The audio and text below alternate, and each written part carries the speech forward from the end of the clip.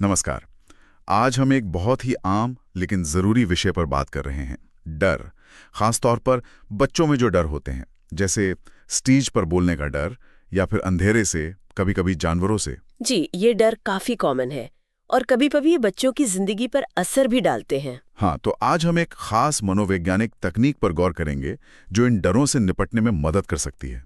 नाम है systematic desensitization. बिल्कुल, सिस्टमैटिक डिसेंसिटाइजेशन। सुनने में थोड़ा टेक्निकल लगता है, पर हमारे पास जो स्टडीज हैं वो बताती है कि ये काफ़ी प्रभावी है। तो समझने की कोशिश करते हैं, ये है क्या और कैसे काम करती है। जी, देखिए, इसे मनोवैज्ञानिक जोसेफ वॉल्पे ने डेवलप किया था और ये क्लासिकल कंडीशनिंग के सिद्धांत पर आधारित है। क्लासिकल कंडीशनिंग यानी वो पावलोव वाली घंटी और कुत्ते वाला प्रयोग। हाँ, कुछ वैसा ही।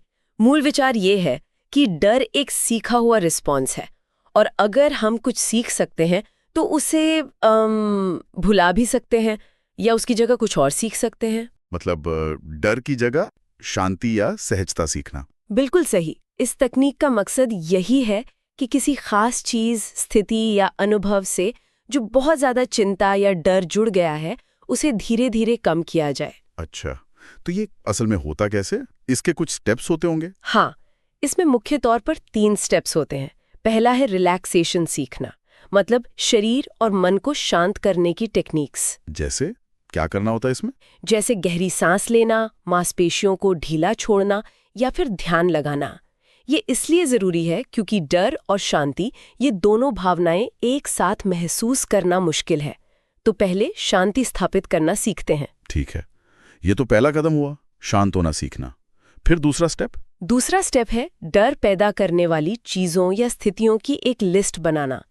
इसे कहते हैं फियर हायरार्की या डर का पदानुक्रम। फियर हायरार्की मतलब डर की लिस्ट? हाँ, इसमें व्यक्ति उन सभी स्थितियों को लिखता है जिनसे उसे डर लगता है और फिर उन्हें रैंक करता है, सबसे कम डर वाली स्थिति से लेकर सबसे ज्यादा डरावनी स्थिति तक। अच्छा, जैसे मान लीजिए किसी को कुत्ते से डर लगता है, तो शायद लिस्ट में सबसे नीचे हो सकता है कुत्ते की फोटो देखना, फिर शायद दूर से किसी शांत कुत्ते को देखना और सबसे ऊपर हो सकता है कुत्ते को हाथ लगाना या उसके पास जाना। समझ गया, मतलब डर का सामना करने के लिए एक तरह की सीढ़ी बनाना, आसान से मुश्किल की तरफ। और फिर तीसरा स्टेप? तीसरा स्टेप है एक्सपोजर, यानी सामना करना, पर बहुत धीरे धीरे और शांत रहते हुए। शांत रहते हुए मतलब वो पहले स्टेप वाली रिलैक्सेशन टेक्निक इस्तेमाल करके? बिल्कुल।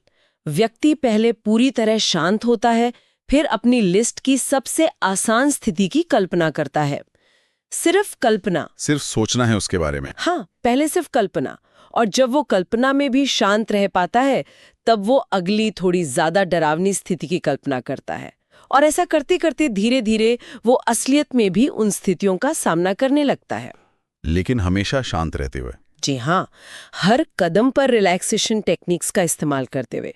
लक्ष्य ये है कि डर वाली स्थिति के साथ डर का नहीं बल्कि शांति का एक नया कनेक्शन बन जाए। ये तो वाकई में बहुत सिस्टमैटिक तरीका है डर से निपटने का। हमारे पास आरव नाम के एक बच्चे का उदाहरण भी था ना, जिसे स्टेज पर बोलने से डर लगता था। हाँ, आरव का केस इसे अच्छे से समझाता है। उसके टीचर ने नोटिस किया कि वो स्टेज पर जाने के नाम से ही बहुत घबरा जाता था।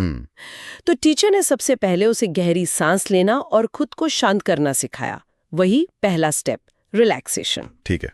फिर उन्होंने मिलकर एक फियर हायरार्की बनाई। सबसे कम डर शायद था दोस्तों के छोटे ग्रुप में कुछ बोलना, फिर पूरी क्लास के सामने बोलना, और सबसे ज्यादा डर था स्कूल असेंबली में बोलना। तो आरव ने पहले शांत रहकर छोटे ग्रुप में बोलने की प्रैक्टिस की। जब वो सहज हो गया तब क्लास में, और कुछ हफ्तों के प्रैक्टिस के बाद वो सच में स्कूल असेंबली में भी बोल पाया। कमाल है, मतलब उसका डर काफी कम हो गया। हाँ, काफी कम हो गया और उसका आत्मविश्वास भी बढ़ा। ये तो बहुत अच्छी बात है। तो जो माता पिता या टीचर्स हैं जिनके बच्चे ऐसे किसी डर से गुजर रहे हैं, हाँ, उनके लिए क्या सलाह होगी? इस तकनीक से वो क्या सीख सकते हैं? देखिए, सबसे पहली और जरूरी बात तो ये है कि बच्चे के डर को समझें, उसे सीरियसली लें, उसका मजाक न उड़ाएं, उसे डांटे नहीं। हाँ, सहानुभूति बहुत जरूरी है। बिल्कुल। दूसरा, उन्हें रिलैक्सेशन टेक्निक सिखाने में मदद करें। बहुत सिंपल चीजें जैसे पेट से गहरी सांस लेना, बच्चे इसे खेल खेल में सीख सकते हैं। ठीक है। और तीसरा, जो भी डर वाली स्थिति है उसे छोटे छोटे मैनेजेबल स्टेप्स में तोड़ें। ठीक वैसे ही जैसे फेयर हयाकी में करते हैं, एकदम से बड़ी चुनौती न दे। छोटे कदम। हाँ, छोटे कदम। और सबसे जरूरी, हर कदम पर बच्चे को बहुत सारा धैर्य, प्यार और प्रोत्साहन दे। कहें कि तुम कर सकते हो, कोई बात नहीं, फिर कोशिश करेंगे। सपोर्ट बहुत मायने रखता है। धैर्य और प्रोत्साहन, ये शायद कुंजी है, क्योंकि इसमें वक्त लग सकता है। जी हाँ, इसमें समय लगता है और हर बच्चा अलग होता है।